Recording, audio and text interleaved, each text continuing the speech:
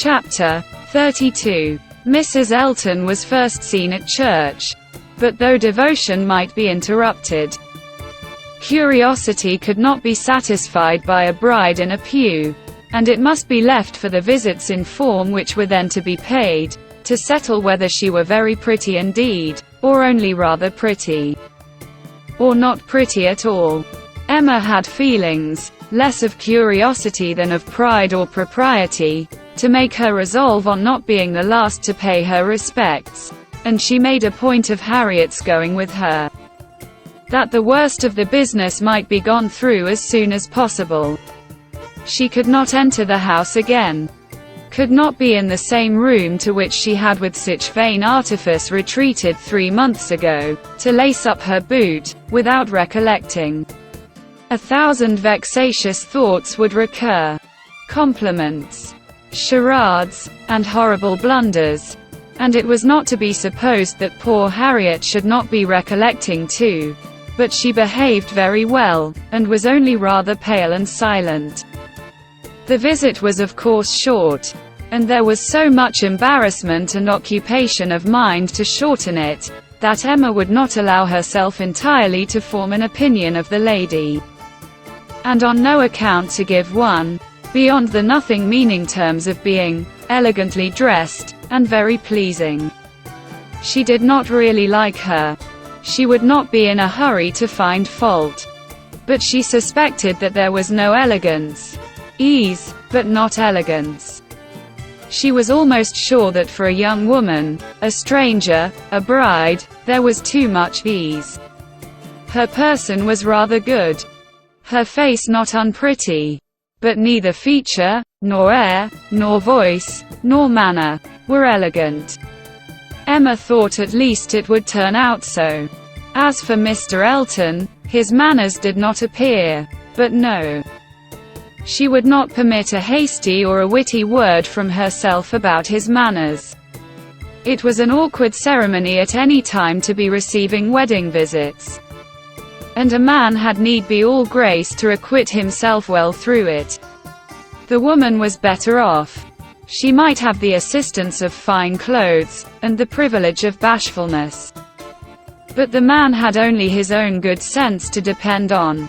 And when she considered how peculiarly unlucky poor Mr. Elton was in being in the same room at once with the woman he had just married, the woman he had wanted to marry, and the woman whom he had been expected to marry, she must allow him to have the right to look as little wise, and to be as much affectedly, and as little really easy as could be. "Well, Miss Woodhouse," said Harriet, when they had quitted the house, and after waiting in vain for her friend to begin, "Well, Miss Woodhouse," with a gentle sigh, "what do you think of her? Is not she very charming?" There was a little hesitation in Emma's answer. "Oh, yes, a very pleasing young woman.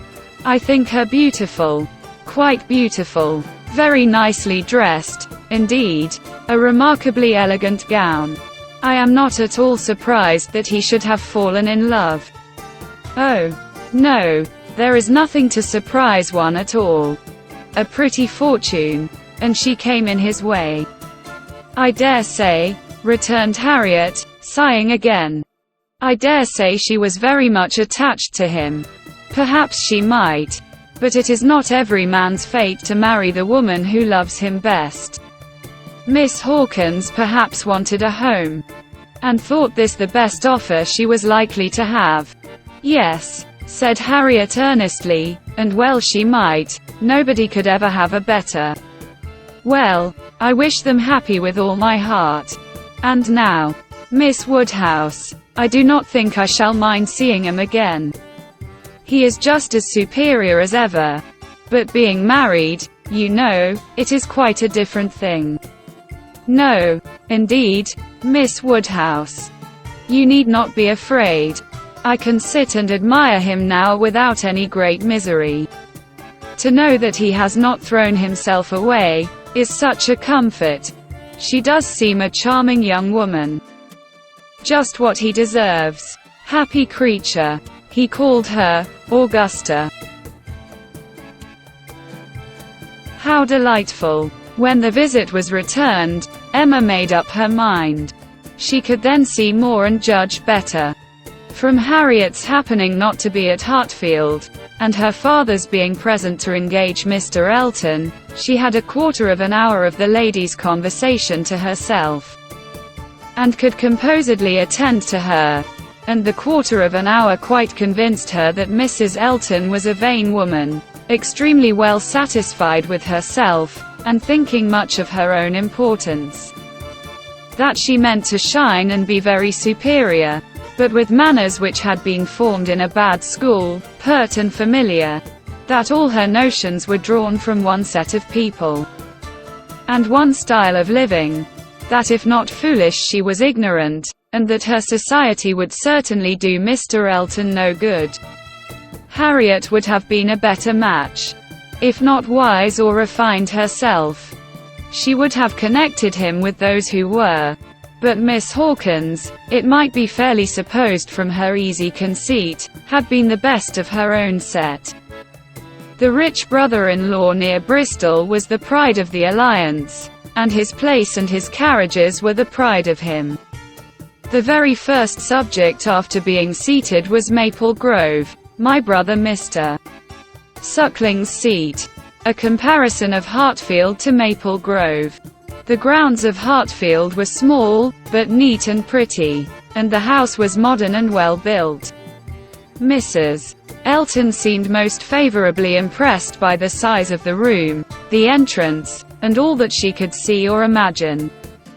Very like Maple Grove indeed. She was quite struck by the likeness. That room was the very shape and size of the morning room at Maple Grove, her sister's favorite room. Mr. Elton was appealed to. Was not it astonishingly like? She could really almost fancy herself at Maple Grove. And the staircase, you know, as I came in, I observed how very like the staircase was. Placed exactly in the same part of the house. I really could not help exclaiming, I assure you, Miss Woodhouse, it is very delightful to me to be reminded of a place I am so extremely partial to as Maple Grove. I have spent so many happy months there. With a little sigh of sentiment. A charming place, undoubtedly. Everybody who sees it is struck by its beauty. But to me, it has been quite a home. Whenever you are transplanted, like me, Miss Woodhouse, you will understand how very delightful it is to meet with anything at all like what one has left behind.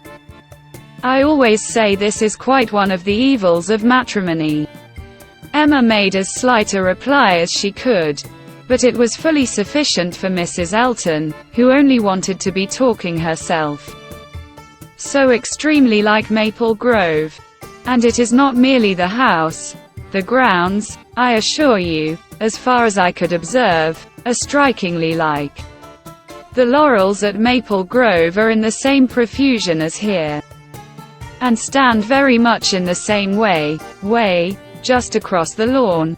And I had a glimpse of a fine large tree, with a bench round it, which put me so exactly in mind. My brother and sister will be enchanted with this place. People who have extensive grounds themselves are always pleased with anything in the same style. Emma doubted the truth of this sentiment. She had a great idea that people who had extensive grounds themselves cared very little for the extensive grounds of anybody else, but it was not worthwhile to attack an error so double-dyed. And therefore only said in reply, when you have seen more of this country, I am afraid you will think you have overrated Hartfield. Surrey is full of beauties. Oh, yes, I am quite aware of that. It is the Garden of England, you know. Surrey is the Garden of England. Yes, but we must not rest our claims on that distinction. Many counties, I believe, are called the Garden of England, as well as Surrey. No, I fancy not, replied Mrs. Elton, with a most satisfied smile. I never heard any county but Surrey called so. Emma was silenced. My brother and sister have promised us a visit in the spring, or summer at farthest, continued Mrs. Elton. And that will be our time for exploring. While they are with us, we shall explore a great deal, I dare say. They will have their barouche landau, of course, which holds 4 perfectly. And therefore, without saying anything of our carriage, we should be able to explore the different beauties extremely well. They would hardly come in their chaise, I think, at that season of the year. Indeed, when the time draws on, I shall decidedly recommend their bringing the barouche landau. It will be so very much preferable. When people come into a beautiful country of this sort, you know, Miss Woodhouse, one naturally wishes them to see as much as possible.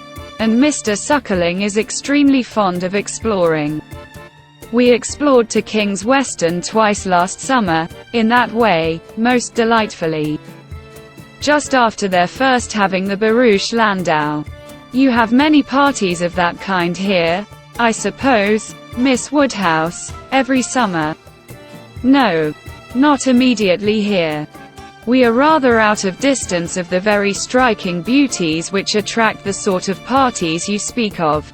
And we are a very quiet set of people, I believe. More disposed to stay at home than engage in schemes of pleasure. Ah, there is nothing like staying at home for real comfort. Nobody can be more devoted to home than I am. I was quite a proverb for it at Maple Grove. Many a time has Selina said, when she has been going to Bristol, I really cannot get this girl to move from the house. I absolutely must go in by myself. Though I hate being stuck up in the barouche landau without a companion. But Augusta, I believe, with her own goodwill, would never stir beyond the park paling. Many a time has she said so. And yet I am no advocate for entire seclusion. I think, on the contrary, when people shut themselves up entirely from society, it is a very bad thing. And that it is much more advisable to mix in the world in a proper degree, without living in it either too much or too little. I perfectly understand your situation, however. Miss Woodhouse, looking towards Mr. Woodhouse, your father's state of health must be a great drawback. Why does not he try Bath? Indeed he should. Let me recommend Bath to you. I assure you I have no doubt of its doing Mr. Woodhouse good. My father tried it more than once, formerly, but without receiving any benefit, and Mr. Perry, whose name, I dare say, is not unknown to you, does not conceive it would be at all more likely to be useful now. Ah, that's a great pity, for I assure you, Miss Woodhouse, where the waters do agree, it is quite wonderful the relief they give. In my Bath life, I have seen such instances of it. And it is so cheerful a place, that it could not fail of being of use to Mr. Woodhouse's spirits, which, I understand, are sometimes much depressed. And as to its recommendations to you, I fancy I need not take much pains to dwell on them. The advantages of Bath to the young are pretty generally understood. It would be a charming introduction for you, who have lived so secluded a life. And I could immediately secure you some of the best society in the place.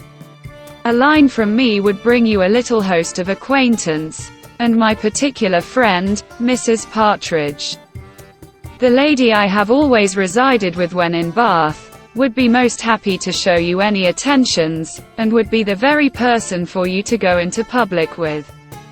It was as much as Emma could bear.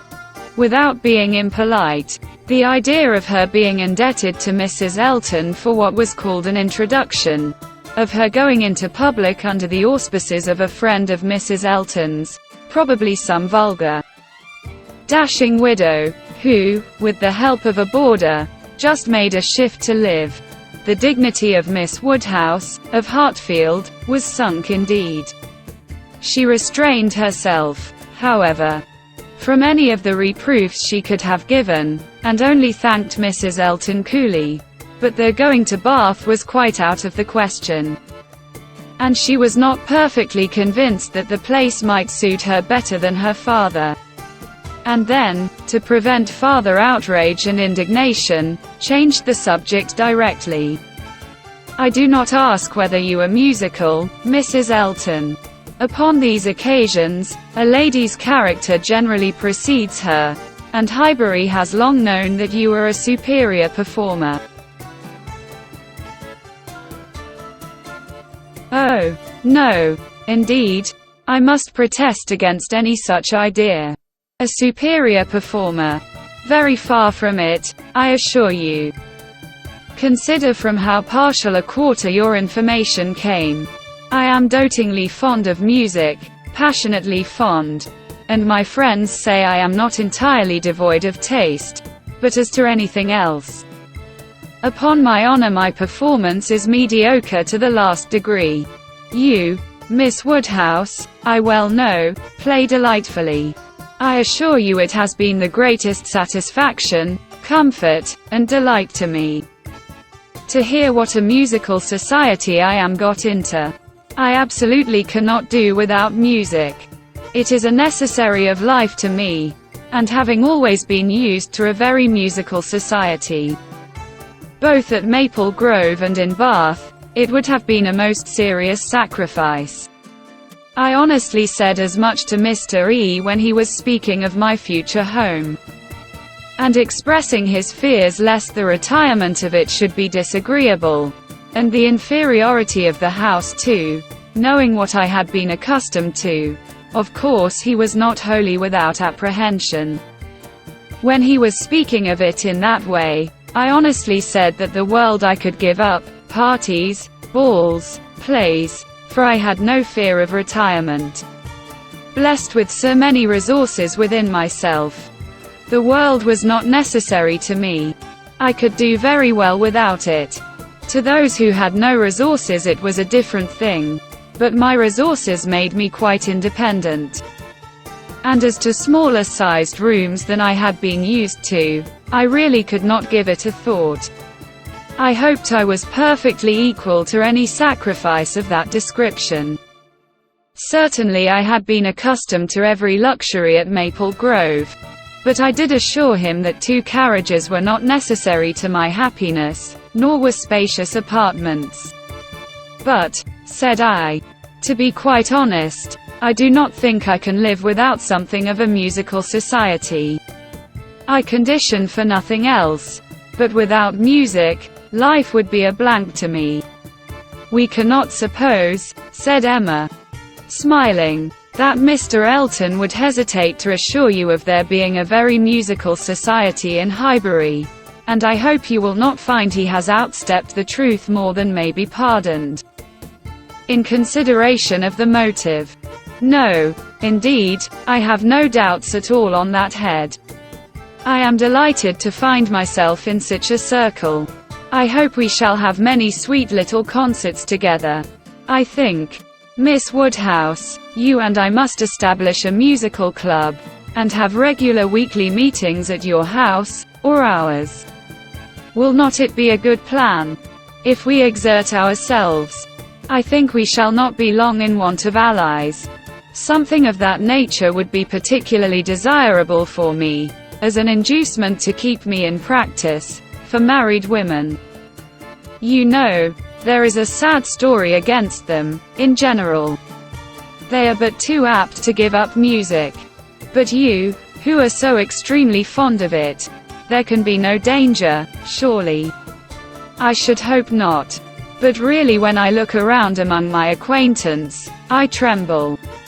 Selina has entirely given up music, never touches the instrument, though she played sweetly. And the same may be said of Mrs. Jefferies, Clara Partridge, that was, and of the 2 Millmans, now Mrs. Bird and Mrs. James Cooper, and of more than I can enumerate. Upon my word it is enough to put one in a fright. I used to be quite angry with Selina, But really I begin now to comprehend that a married woman has many things to call her attention. I believe I was half an hour this morning shut up with my housekeeper. But everything of that kind, said Emma, will soon be in so regular a train. Well, said Mrs. Elton, laughing. We shall see. Emma, finding her so determined upon neglecting her music, had nothing more to say, and, after a moment's pause, Mrs. Elton chose another subject. We have been calling at Randall's, said she, and found them both at home, and very pleasant people they seem to be. I like them extremely. Mr. Weston seems an excellent creature, quite a first-rate favorite with me already, I assure you. And she appears so truly good. There is something so motherly and kind-hearted about her, that it wins upon one directly. She was your governess, I think?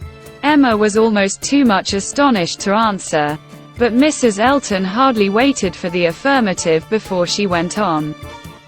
Having understood as much, I was rather astonished to find her so very ladylike. But she is really quite the gentlewoman. Mrs. Weston's manners, said Emma, were always particularly good. Their propriety, simplicity, and elegance would make them the safest model for any young woman. And who do you think came in while we were there?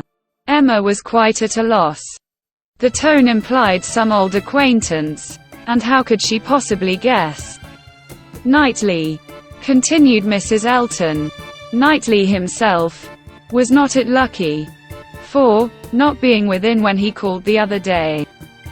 I had never seen him before, and of course, as so particular a friend of Mr. E.'s, I had a great curiosity. My friend Knightley had been so often mentioned, that I was really impatient to see him. And I must do my caro sposo the justice to say that he need not be ashamed of his friend. Knightley is quite the gentleman. I like him very much. Decidedly, I think. A very gentlemanlike man. Happily, it was now time to be gone.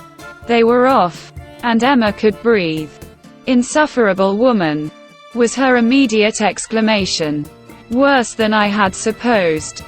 Absolutely insufferable. Knightley. I could not have believed it. Knightley. Never seen him in her life before, and call him Knightley, and discover that he is a gentleman. A little upstart. Vulgar being, with her Mr. E., and her caro sposo, and her resources, and all her airs of pert pretension and underbred finery. Actually to discover that Mr. Knightley is a gentleman. I doubt whether he will return the compliment, and discover her to be a lady. I could not have believed it. And to propose that she and I should unite to form a musical club. One would fancy we were bosom friends. And Mrs. Weston, astonished that the person who had brought me up should be a gentlewoman. Worse and worse. I never met with her equal. Much beyond my hopes. Harriet is disgraced by any comparison. Oh, what would Frank Churchill say to her, if he were here? How angry and how diverted he would be. Ah, there I am, thinking of him directly. Always the first person to be thought of. How I catch myself out. Frank Churchill comes as regularly into my mind. All this ran so glibly through her thoughts, that by the time her father had arranged himself, after the bustle of the Eltons' departure, and was ready to speak, she was very tolerably capable of attending. Well, my dear, he deliberately began, considering we never saw her before, she seems a very pretty sort of young lady, and I dare say she was very much pleased with you. She speaks a little too quick. A little quickness of voice there is which rather hurts the ear. But I believe I am nice. I do not like strange voices. And nobody speaks like you and poor Miss Taylor. However, she seems a very obliging, pretty behaved young lady, and no doubt will make him a very good wife. Though I think he had better not have married. I made the best excuses I could for not having been able to wait on him and Mrs. Elton on this happy occasion. I said that I hoped I should in the course of the summer. But I ought to have gone before. Not to wait upon a bride is very remiss. Ah, it shows what a sad invalid I am. But I do not like the corner into Vicarage Lane. I dare say your apologies were accepted, sir. Mr. Elton knows you. Yes. But a young lady, a bride, I ought to have paid my respects to her if possible. It was being very deficient. But, my dear papa, you are no friend to matrimony. And therefore why should you be so anxious to pay your respects to a bride? It ought to be no recommendation to you. It is encouraging people to marry if you make so much of them. No, my dear. I never encouraged anybody to marry, but I would always wish to pay every proper attention to a lady, and a bride, especially, is never to be neglected. More is avowedly due to her. A bride, you know, my dear, is always the first in company, let the others be who they may. Well, papa, if this is not encouragement to marry, I do not know what is. And I should never have expected you to be lending your sanction to such vanity baits for poor young ladies. My dear, you do not understand me. This is a matter of mere common politeness and good breeding, and has nothing to do with any encouragement to people to marry. Emma had done. Her father was growing nervous, and could not understand her. Her mind returned to Mrs. Elton's offences, and long, very long, did they occupy her.